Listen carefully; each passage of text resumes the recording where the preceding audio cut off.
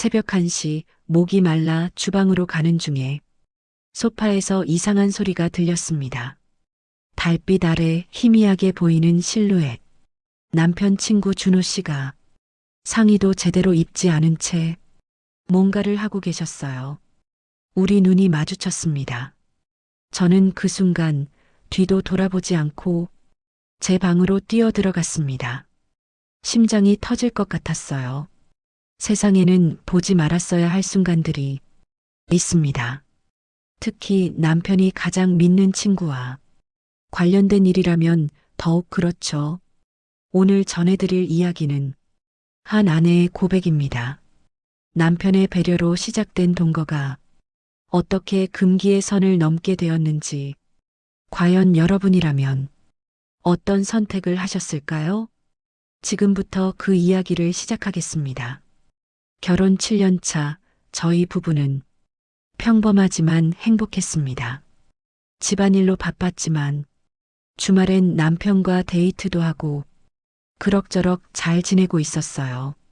그런데 3개월 전부터 남편이 승진을 했습니다. 부장이 된 거죠.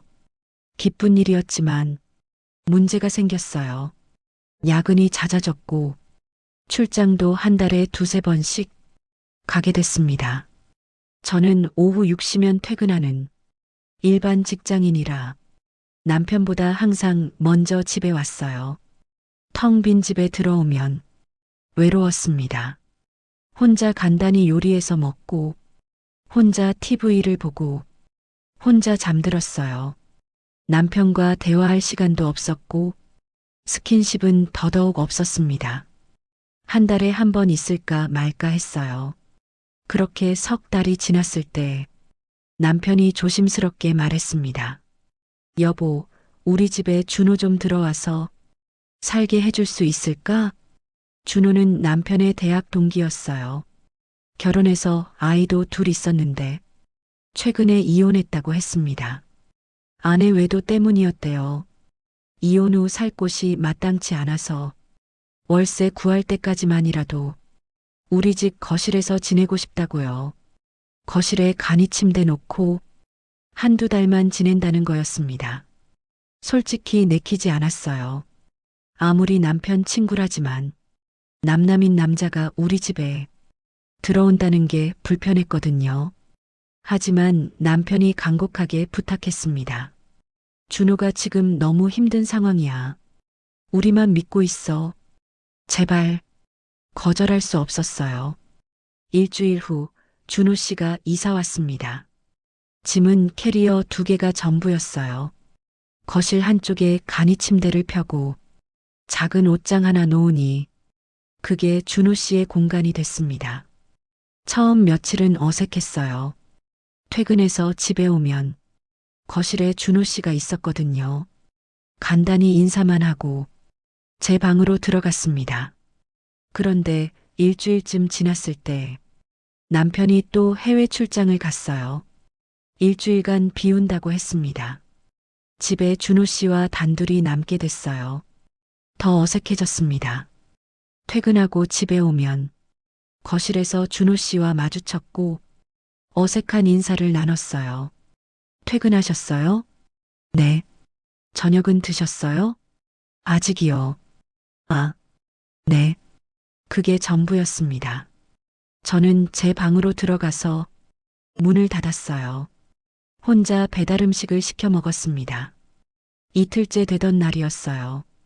퇴근해서 집에 왔는데 부엌에서 요리하는 소리가 들렸습니다. 고소한 냄새가 났어요. 조심스럽게 주방을 들여다봤더니 준호 씨가 저녁을 준비하고 계셨어요. 아, 오셨어요? 그냥 혼자 해먹기도 뭐하고 해서 같이 먹으려고 만들었어요. 괜찮으시죠? 거절할 수 없었습니다. 아, 네, 감사합니다. 식탁에 반찬들이 차려졌어요. 된장찌개랑 제육볶음, 계란말이도 있었습니다. 오랜만에 집밥이었어요. 마주 앉아서 밥을 먹었습니다. 맛있게 드세요. 잘 먹겠습니다. 처음엔 어색했지만 한 숟가락, 2숟가락 뜨다 보니 자연스럽게 대화가 시작됐어요. 요즘 회사 일은 어때요? 그냥 그렇죠. 준호 씨는 어때요? 저는 아직 구직 중이에요. 마음의 여유를 좀 찾고 나서 다시 시작하려고요. 고개를 끄덕였습니다. 힘드시겠어요? 네, 많이 힘들었어요. 근데 민수 형 덕분에 많이 나아졌어요. 형수님도 배려해 주셔서 정말 감사하고요. 아니에요. 별거 아닌데요. 식사를 마치고 설거지는 제가 하겠다고 했습니다. 준호 씨가 요리했으니까요. 아니에요. 제가 할게요. 아니에요. 제가 할게요. 결국 함께 설거지를 했어요. 제가 설거지하면 준호 씨가 물기를 닦아 정리했습니다. 그렇게 셋째 날, 넷째 날이 지났습니다. 매일 저녁을 함께 먹었어요. 처음엔 어색했지만 점점 편해졌습니다. 회사 이야기도 하고 일상적인 대화도 나눴어요. 준호 씨는 생각보다 섬세한 사람이었습니다. 말도 잘 들어줬고 배려심도 많았어요. 오랜만에 누군가와 이런 대화를 나눈다는 게 새로웠습니다. 남편과도 요즘엔 이런 대화를 못했거든요. 다섯째 날 저녁이었어요. 저녁을 먹고 거실에서 TV를 보고 있었습니다. 준호 씨도 소파 반대편에 앉아서 함께 보고 있었어요. 예능 프로그램이었는데 재밌는 장면이 나와서 둘 다 웃었습니다. 저것 봐요. 진짜 웃기다. 그러게요. 자연스럽게 이야기를 나눴어요. 어느새 거리가 가까워져 있었습니다. 소파 한가운데쯤에 둘 다 앉아 있었거든요. TV를 보다가 시선이 마주쳤어요. 준호 씨가 웃으며 고개를 돌렸습니다. 저도 얼른 TV로 시선을 돌렸어요. 심장이 뛰었습니다. 왜 그랬는지 모르겠어요. 그냥 눈이 마주쳤을 뿐인데 가슴이 두근거렸습니다. 그날 밤 잠이 오지 않았어요. 방에 누워 있는데 거실에서 준호 씨가 뒤척이는 소리가 들렸습니다. 간이 침대가 낡아서 삐걱거리는 소리가 났거든요. 준호 씨도 잠을 못 자시나 봅니다. 새벽 1시쯤 됐을 때 목이 말라서 일어났어요. 방문을 조심스럽게 열고 거실로 나갔습니다. 불을 켜지 않고 냉장고로 갔어요. 물을 한 컵 따라 마셨습니다. 다시 방으로 들어가려는데 소파에서 인기척이 느껴졌어요. 깜짝 놀라 돌아봤습니다. 준호 씨가 소파에 앉아 계셨어요. 달빛이 커튼 사이로 들어와 희미하게 준호 씨 얼굴이 보였습니다. 아, 깜짝 놀랐어요. 죄송해요. 저도 잠이 안 와서요. 아, 그러셨구나. 어색한 침묵이 흘렀어요. 저, 물 한 잔 더 드릴까요? 아니요, 괜찮아요. 다시 침묵. 그럼, 저 들어갈게요. 잠깐만요. 준호 씨가 저를 불렀습니다. 네, 저기, 이거 물어봐도 될까요? 네, 뭔데요? 준호 씨가 조심스럽게 물었어요. 요즘 형이랑은 어때요? 관계가 갑작스러운 질문이었습니다. 관계요? 뭐, 그냥 평범하죠. 평범하다는 게 좋다는 거예요? 아니면 말끝을 흐렸어요. 무슨 의미인지 알 것 같았습니다. 요즘 많이 바빠서요. 같이 있는 시간이 별로 없어요. 그렇구나. 준호 씨가 한숨을 쉬었습니다. 저희도 그랬거든요. 처음엔 바쁘다고 이해했는데 나중엔 그게 핑계였더라고요. 고개를 끄덕였습니다. 힘드셨겠어요. 네, 많이 외로웠어요. 같이 사는데 혼자 있는 것 같았어요. 준호 씨의 목소리가 떨렸습니다. 요즘 형수님도 그러시죠? 외로우시죠? 가슴이 뛰었습니다. 그건 왜 그렇게 생각하세요? 보이거든요. 표정에서 침묵이 흘렀어요. 준호 씨가 일어나서 제 쪽으로 한 발짝 다가왔습니다. 저도 외로워요. 달빛 아래서 준호 씨의 얼굴이 보였어요. 눈빛이 흔들리고 있었습니다. 준호 씨, 이상한 얘기인 거 알아요. 근데 요즘 너무 외로워서 누군가 옆에 있었으면 좋겠어요. 한 발짝 더 가까워졌습니다. 숨소리가 들렸어요. 제 것인지 준호 씨 것인지 구분이 안 됐습니다. 저도 외롭긴 해요. 말이 나도 모르게 나왔습니다. 준호 씨가 고개를 들어 저를 봤어요. 그럼 더 이상 말이 필요 없었습니다. 준호 씨가 제 손을 잡았고 저는 그 손을 놓지 않았어요. 얼마나 오랜만인지 누군가의 따뜻한 손길이 준호 씨에게서 은은한 향이 났습니다. 우디 계열의 향수였어요. 안 돼요. 이러면 안 되는데. 제가 중얼거렸지만 손은 더 꽉 잡혔습니다.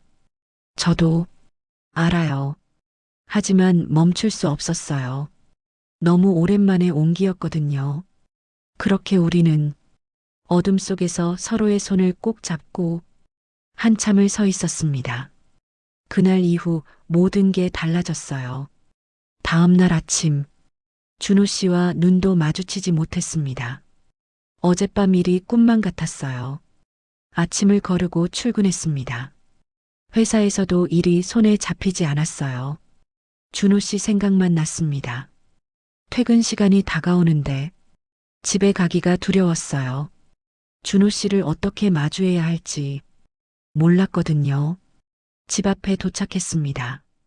한참을 현관 앞에서 서성이다가 용기를 내서 들어갔어요. 현관문을 열었습니다. 집안이 조용했어요. 다녀왔습니다. 작은 목소리로 말했습니다. 대답이 없었어요. 거실로 들어갔는데 준호 씨가 없었습니다. 간이 침대도 정리돼 있었고 짐도 없었어요. 식탁 위에 쪽지가 놓여 있었습니다. 형수님, 그동안 신세 많이 졌습니다. 갑자기 나가서 죄송해요. 선배 집에서 당분간 지내기로 했어요. 어젯밤 일은 잊어주세요. 제가 너무 힘든 시기라 실수했어요. 정말 죄송합니다. 마이너스 준호. 쪽지를 읽고 또 읽었습니다. 텅 빈 거실을 봤어요. 간이 침대가 있던 자리만 텅 비어 있었습니다. 가슴이 허전했어요. 남편에게 전화가 왔습니다. 여보, 준호한테 연락 왔어? 갑자기 나간다고 하던데. 응. 쪽지 남기고 갔어. 왜 그러대? 뭐 불편한 거 있었어? 아니, 그냥 선배 집에서 지낸다고 하던데. 그래, 이상하네. 좀 더 있어도 된다고 했는데 전화를 끊었습니다. 소파에 앉았어요. 준호 씨가 앉았던 자리였습니다. 아직 남아있는 듯한 우디 향이 났어요. 일주일이 지났습니다. 남편이 출장에서 돌아왔어요. 다녀왔어, 여보. 고생했어.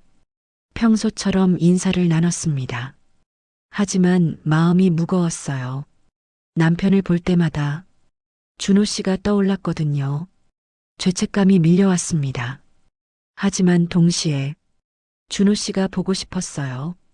이틀이 지난 금요일 밤이었습니다. 남편이 또 야근이었어요. 혼자 집에 있는데 핸드폰이 울렸습니다. 모르는 번호였어요. 받았습니다. 여보세요? 저예요. 준호 씨 목소리였습니다. 심장이 뛰기 시작했어요. 준호 씨, 미안해요.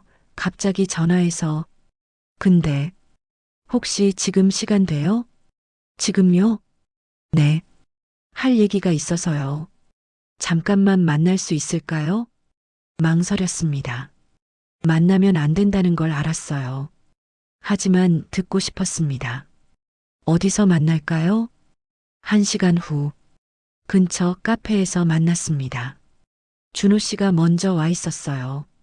창가 자리에 앉아서 밖을 보고 계셨습니다. 다가가서 앉았어요. 오셨네요. 네. 한참 말이 없었습니다. 커피만 한 모금씩 마셨어요. 갑자기 나가서 미안했어요. 준호 씨가 먼저 입을 열었습니다. 아니에요. 저도 놀랐지만 이해해요. 그날 밤 정말 죄송했어요. 아니에요. 또 침묵이 흘렀어요. 준호 씨가 손을 떨며 커피잔을 들었습니다. 근데, 네, 솔직히 말해도 될까요?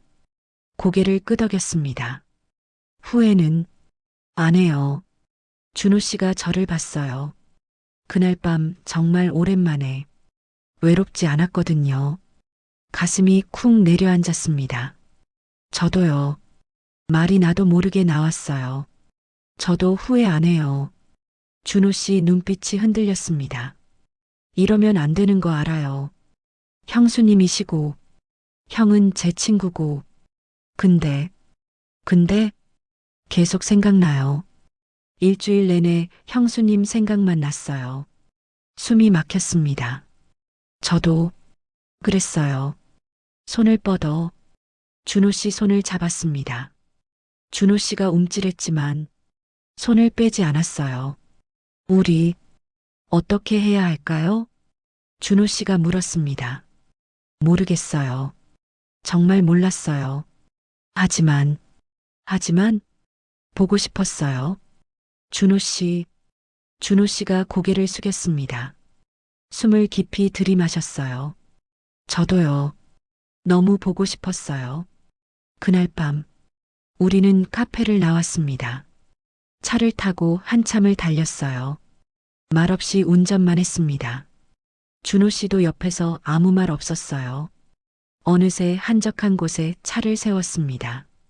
강변이었어요. 밤이라 아무도 없었습니다. 엔진을 끄고 둘 다 앞만 봤어요. 준호 씨, 네, 이거 잘못된 거 맞죠? 네. 근데 왜 멈출 수가 없을까요? 준호 씨가 저를 돌아봤습니다. 저도 똑같아요. 더 이상 참을 수 없었어요. 준호 씨를 안았고 준호 씨도 저를 안았습니다. 차 안에서 우리는 다시 하나가 됐어요. 그 후로 한 달이 지났습니다. 남편은 여전히 바빴어요. 야근, 출장이 반복됐습니다.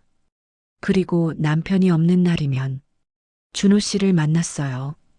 일주일에 한두 번 카페에서 만나 이야기를 나누고 드라이브를 하고 때로는 죄책감은 여전했습니다. 매일 밤 남편 옆에 누워 있으면 준호 씨 생각이 났어요. 남편한테 미안했지만 멈출 수 없었습니다. 준호 씨도 마찬가지였어요. 만날 때마다 괴로워했습니다. 이러면 안 되는데 매번 같은 말을 했어요. 하지만 다음 주면 또 만났습니다. 어느 토요일 오후였어요.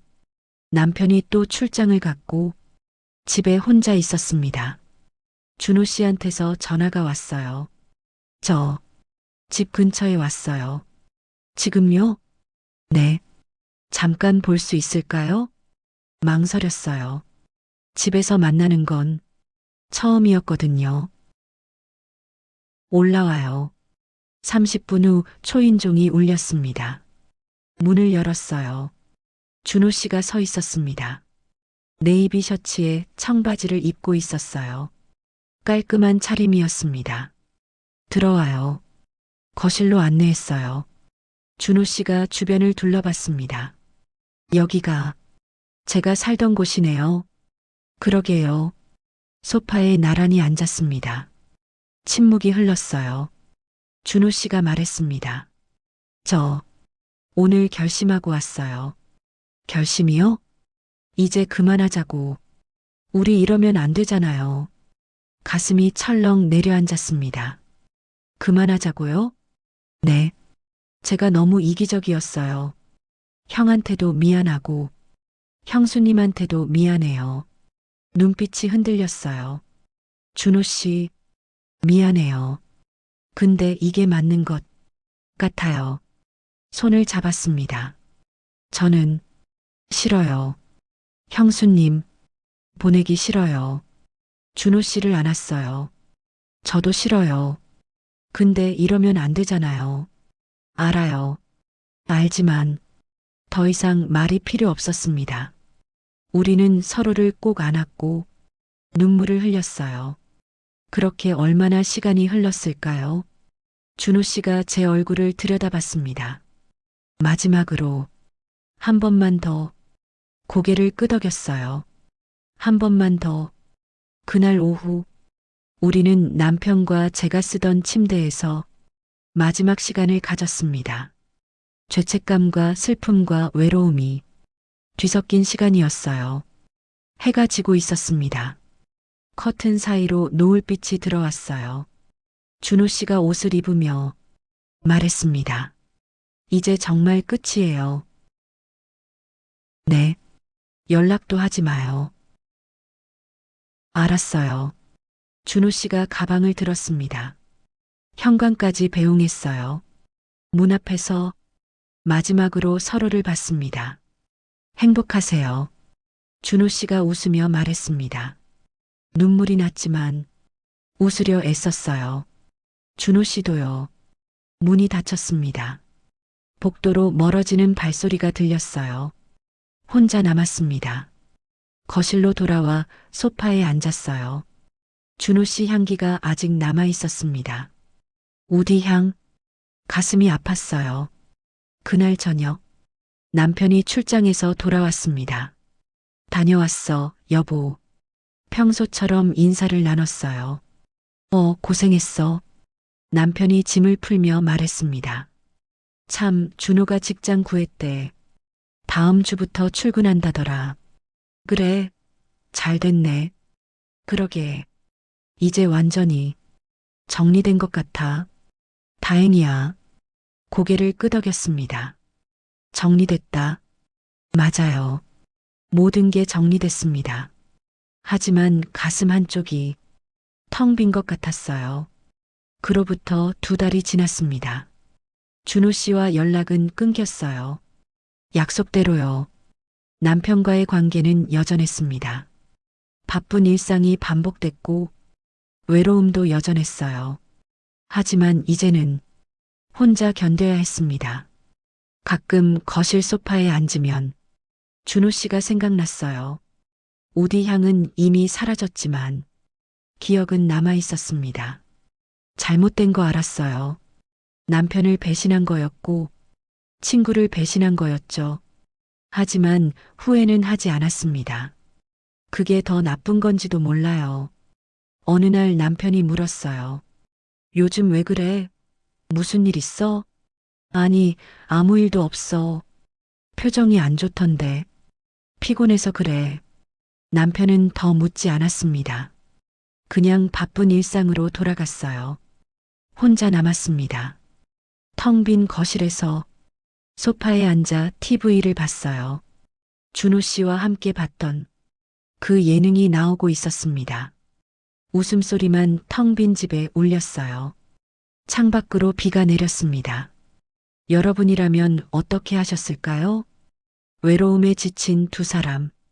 서로가 서로에게 유일한 위로였던 시간. 잘못된 걸 알면서도 멈출 수 없었던 감정. 누구에게나 일어날 수 있는 일 아닐까요? 이야기가 마음에 드셨다면 구독과 좋아요 부탁드립니다. 댓글로 여러분의 생각도 남겨주세요. 다음 이야기도 기대해 주세요. 감사합니다.